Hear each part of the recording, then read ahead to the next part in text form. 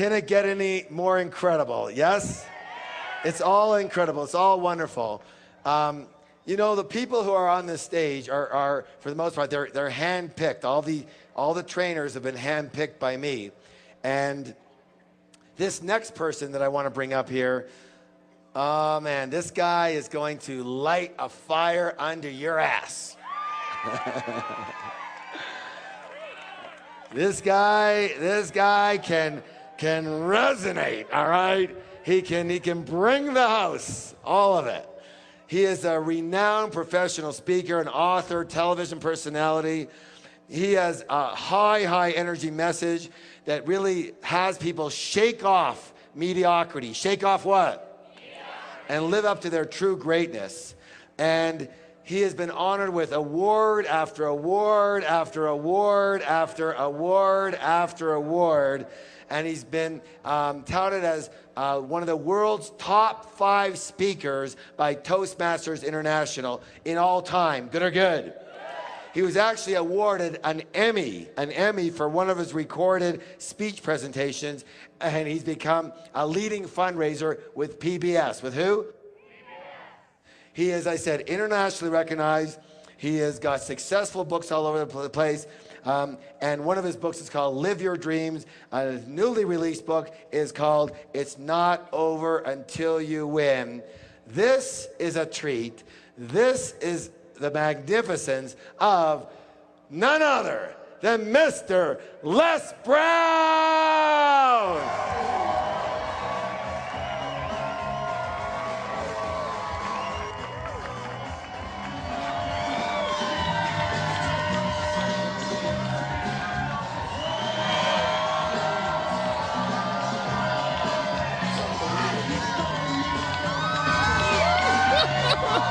All right, let's get to it.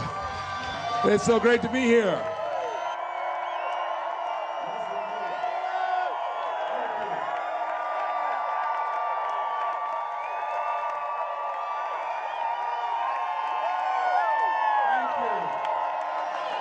Well, let's get to work. All right, thank you. Let's get to work. You are beautiful. I'm so excited to be here. I'm very honored to be invited here by a man that I consider an icon when it comes to personal empowerment, a man who is truly a Renaissance man who's ahead of his time and having the vision and the dream to create a Woodstock of the mind. He's making history. T. Harv Eckert, let's give him a round of applause. Let's give it to him. Thank you so very much. Yes. And I consider him a personal coach, an example of what we all can be when we make up our minds of living from our greatness as opposed to our fears. How many have some major goals you'd like to achieve? Raise your hands, please. Very good. I like to ask that question. There's no saying that says, if you aim at nothing in life, you hit nothing dead on the head. I've been looking at my life and reflecting on my life because 10 years ago I was diagnosed with prostate cancer. I stand before you because of God's grace and mercy and faith in knowing that as we work together, as we believe in the possibilities of the fact that healing takes place first within, then without, the possibility is unlimited of what we can do. I'm going to do a national tour called You Are More Powerful Than Cancer. One of the things I think doctors should never tell anyone they're terminally ill. I think what they should say is that my knowledge and ability to help you has terminated.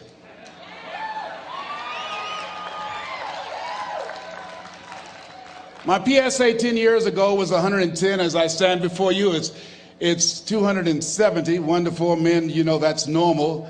And PSA stands for prostate specific antigen, but to me, PSA stands for positively staying alive.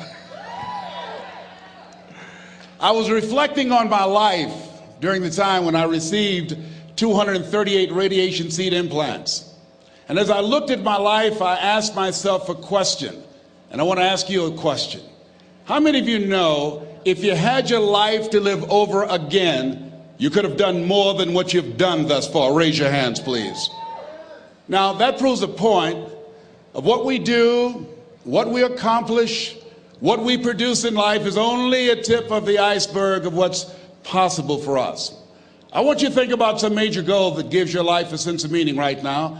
And as you're thinking about that, I want you to shake someone's hand on your right and your left and around you. Look them in the eyes and say with conviction, you have something special. Do that quickly now, please. Tell them you have something special. Yes. So now, I want you to join me right now. I want you to think about some major goal that you'd like to achieve. Something that gives your life a sense of meaning. Something that will give your life a sense of purpose and direction. My first major goal was to buy my mother a home. That was important to me. I'm adopted. I was born in a poor section of Miami, Florida called Liberty City, in an abandoned building on a floor with a twin brother. And when we were 6 weeks of age, we were adopted by Mrs. Mamie Brown. My mother was 46 years of age. She only had a third-grade education, but she had a PhD in mother wit. I feel like Abraham Lincoln, who said, all that I am and all that ever hope to be, I owe to my mother. I saw a sign once that said, God took me out of my biological mother's womb and placed me in the heart of my adopted mother.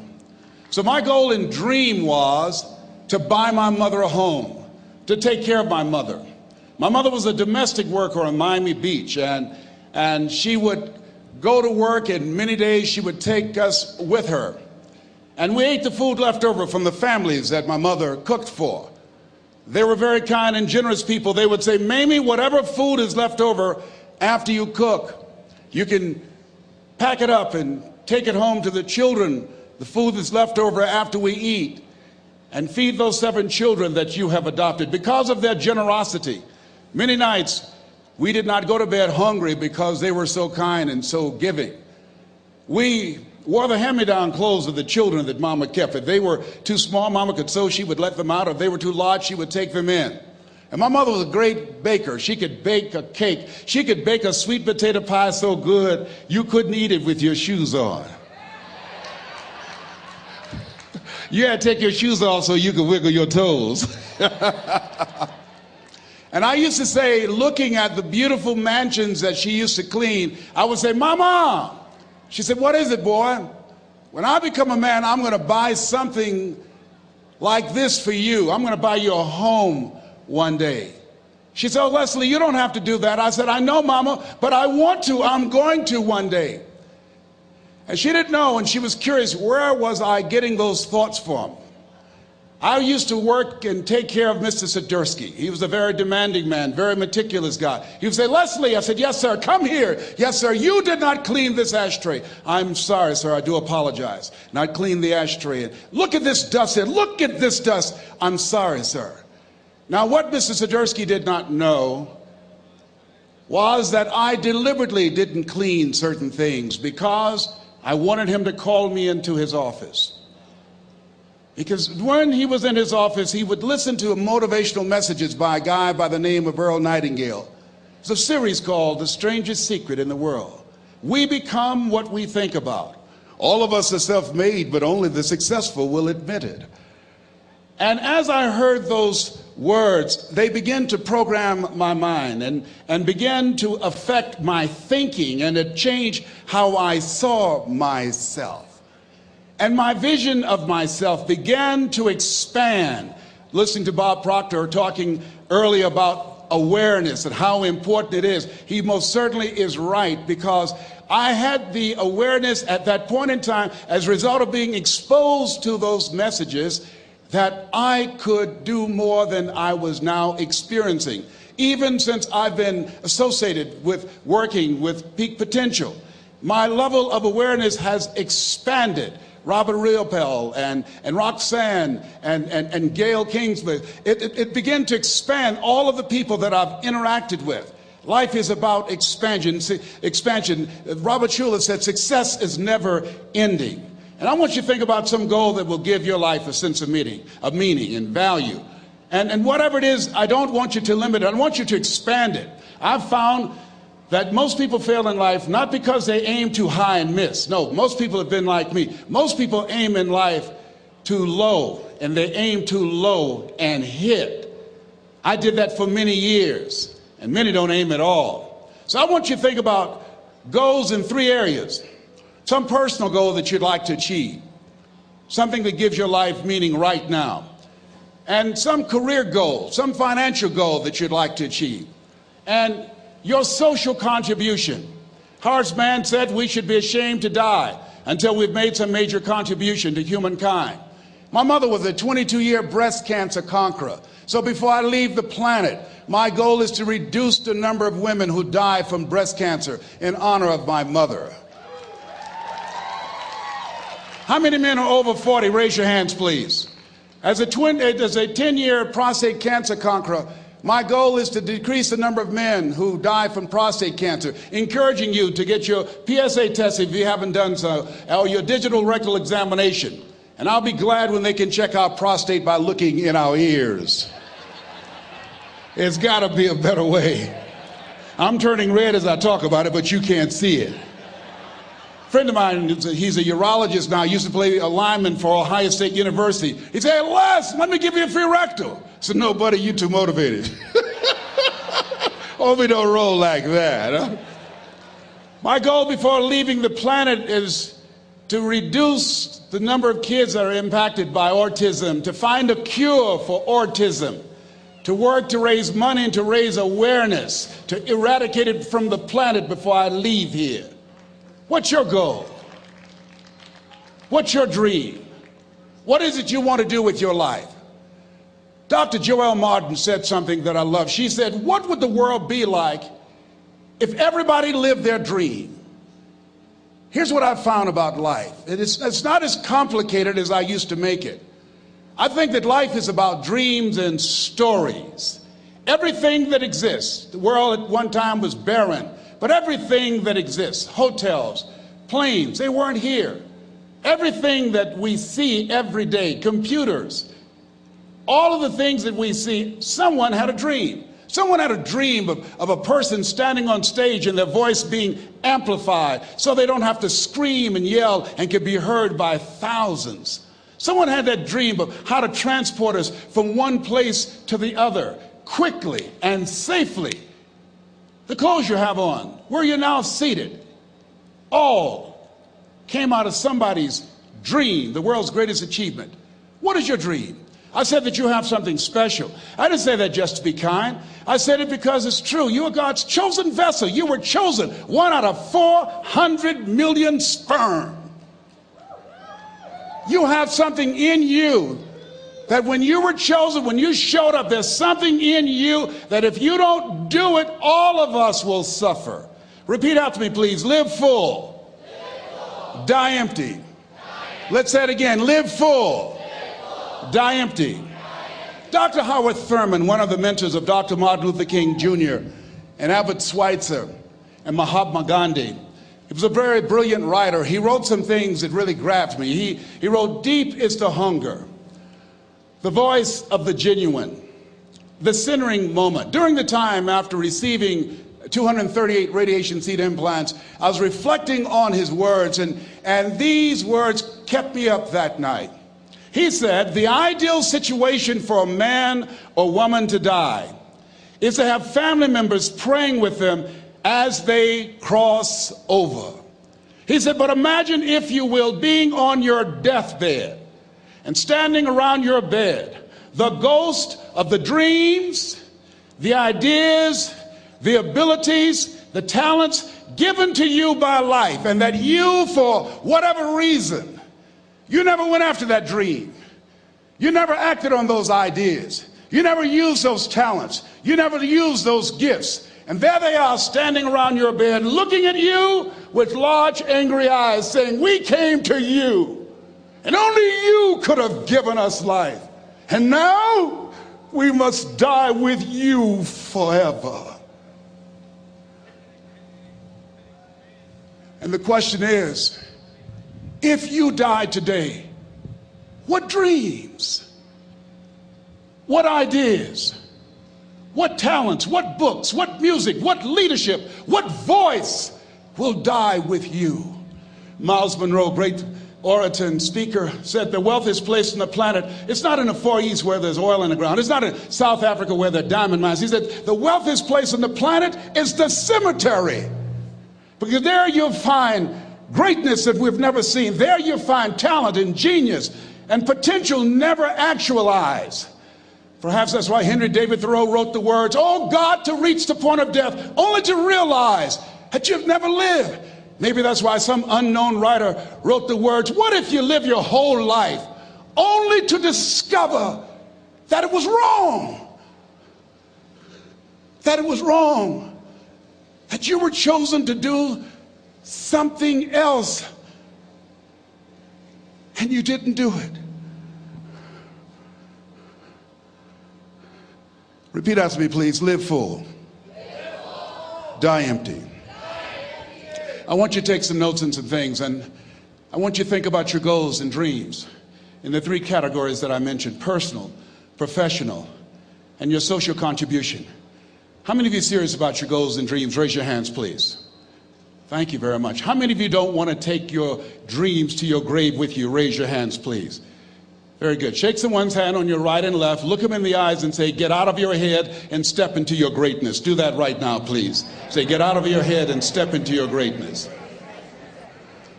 I want you to write this down. Let us say together, as you think about your goals and dreams, let us say together, "It's possible," together, please. Yes, write that down. See, ladies and gentlemen, as an entrepreneur, I've been an entrepreneur for 20 years. It's my 21st year. I could have been speaking and training for 34 years. But for 14 years, I was living in my head. For 14 years, I stopped myself. For 14 years, I used to go see Zig Ziglar, that I considered the #1 motivational speaker on the planet. Zig Ziglar and Tony Robbins, they're the best on the planet. Bob Proctor, they're the best on the planet. Jack Canfield, Mark Victor Hansen, T. Harv Eker. I would go and see them, and then I would leave, and my conversation with myself was, my heart would say, "I can do that." And then my mind would ask, how? How would you do that, Les Brown? See, when I was in the 5th grade, I was identified as EMR, labeled educable mentally retarded. Put back from the 5th grade to the 4th grade. I failed again when I was in the 8th grade. I have no college training. And a man changed my life, and I'll never forget his name, Mr. Leroy Washington. He's in his 80s now, and he's blind from glaucoma, but he gave me a different vision of myself. I was in his class waiting on another student. He came in and said, "Young man, go to the board and work this problem out for me." I said, "Oh, sir, I can't do that." I said, "Why not?" I said, I'm not one of your students." He said, "Look at me." "Yes, sir. Go to the board and work the problem out anyhow." I said, "Sir, I can't do that." He said, "Why?" I said, "Sir, because I'm educable mentally retarded, sir. I'm in special education." And the students started laughing. They said, "That's Leslie. That's not Wesley. He's DT. Wesley is the smart twin." He said, "What does DT stand for?" I said, I'm the dumb twin, sir." And as the students laughed at me, he came from behind his desk. He looked at me and he said, "Don't you ever say that again. Someone's opinion of you does not have to become your reality."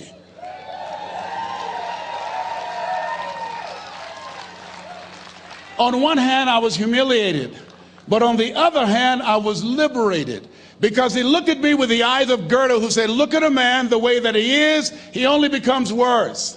But look at him as if he were what he could be, then he becomes what he should be." And so we developed a relationship. And one of the things that I can just tell you as you think about your goals and dreams, all of us can say in a spirit of integrity that it's possible. That if anybody at any point in time lived their dream, then it's possible that I can live mine. And what I did was, I made a mistake. I looked at my goals and dreams, and my mind said, "How will you do that?" I went from my heart to my mind, and I stayed up there for 14 years. 14 years. I can't bring those 14 years back. Those years are gone. And I've made a mission in my life to help people to stop putting it off and procrastinating. How many ever thought about something you wanted to do and you procrastinated, you talked yourself out of it? Raise your hand, please. There's a proverb that says, if there's no enemy within, the enemy outside can do us no harm. And so, as you look at your goals and dreams, every day we must convince ourselves, we must sell ourselves on that it's possible. Every seminar, every workshop, every book that I've ever read, every speaker that I've ever heard, it interrupted what I was believing about myself. Everything that you do, everything matters. As you go through each day, I know now as I look back at age 63, looking at my life, everything matters. T. Harv is right. How you do anything is how you do everything. And I realized that the choices I was making was based upon how I saw myself. Let us say together, it's necessary. Write that down. It's necessary as you look at your goals and your dreams, it's necessary that you have a strategy and a game plan to change the story that you believe about yourself. And that's an ongoing process. I've discovered, and many people have, that what we do, what we accomplish, what we produce is a result of the story we believe about ourselves. My favorite book says, "Be ye not conformed to this world, be ye transformed by the renewing of your mind." And so as I began to work on myself, I realized that I'm getting out of one story and stepping into another story. As I become aware of some things, there's still some things I'm not aware of. So I'm still growing, I'm still developing. I'm like the lady who said, "Lord, I ain't what I want to be, ain't what I'm going to be, but thank God I sure ain't what I was." But I realize that you have to work on yourself on a regular basis, and write this down, for mental mindset. For mental mindset and stamina. Because things are going to happen to you. I believe that the reason that most people go to their graves with their talents and abilities and skills in them is because of the fact, number one, many are like me. They didn't know that they didn't know and thought they knew. I thought I knew myself, and I really didn't know myself as well as I thought. I've discovered that sometimes people can take you to a place within yourself that you can't go by yourself. The other reason is I was afraid. I never worked for a major corporation. I wanted to speak for corporations. I was afraid I would be exposed because I don't have a college education. I felt inferior because of the fact that I don't have a college education. I allowed that level of fear of failure to stop me. And because I never had any experience in it, I assumed that I could not do it. I was paralyzing myself by believing and assuming the limited part of myself as opposed to believing that I had something special. You have something special. There's something you want to do. Because you don't know how to do it doesn't mean that you can't learn. I like something that I heard. You don't have to be great to get started, but you have to get started to be great. Repeat after me, please. Leap and grow your wings on the way down. See, the people that will live their dreams, the 2% that will do that, these are, and write this down, become a risk taker. They're risk takers. They don't mind failing. They don't mind making mistakes. They're willing to take life on, take life in the collar. This, God said, if you're not willing to risk, you cannot grow. And if you cannot grow, you cannot become your best. And if you cannot become your best, you can't be happy. And if you can't be happy, then what else is there? I like what Helen Keller said. She said, life is short and unpredictable. Eat the dessert first. Here's something else. Write this down. Make it important to become financially independent. You know, people say money won't make you happy, but everybody want to find out for themselves. A friend of mine named Rita Davenport said, money's not important, but it's right up there with oxygen. And let me tell you something, fellas, even if you're as homeless as I am, you got some money, some women will find something cute on you. Oh, he's got eyelashes like Tom Cruise. He's got to walk like Denzel Washington, you know. I used to be so broke I'd walk past a bank and trip the alarm. Creditors would call the house and my children would answer the phone and say, my daddy say he's not home. Repeat after me, please. I'll never be broke again. Never, never, never. Yeah, see, ladies and gentlemen, it makes a difference. The only time I really appreciated having money was when my mother became ill. I was a state legislator in Columbus, Ohio from the 29th House District, Whitehall in the Upper Linden area. And my brother called me and said, Leslie, yes, Mama's been sick and we're going to put her in a nursing home. I said, wait a minute, Wesley, we can't do that. Get Margaret Ann on the phone. She's on the phone. Get Linda and Leonard. They're all here, Leslie. Listen to me. Mama used to work in a nursing home. She said she never wanted to go into one. I promised her when I was 10 that I would take care of her. We would do whatever was necessary to take care of her. He said, we knew you would feel like that. And this is why we did such a thorough job interviewing the various nursing homes. And we have found the one that's ideal, and Mama would love them. I said, hold it, just a minute. She didn't clean their behinds. She took care of us. See, I had a problem. I couldn't understand how one woman, third grade education, 46, domestic worker on Miami Beach, can raise 7 children who couldn't take care of themselves, but 7 children couldn't take care of one woman. I had a problem with that. I had a problem with that. So I resigned from the Ohio legislature and I went back to Miami to take care of Mama. And I'll never forget taking her to Jackson Memorial Hospital. And when we went in, the receptionist said, as she looked at my mother, looked at me, she didn't say, how you doing? Are you uncomfortable? Are you in any pain? My mother at that time, she was in her 70s. The lady just said, what kind of insurance do you have? And I stepped forward and I said, she has Les Brown Unlimited. Give my mother what she needs. I can write a check for it.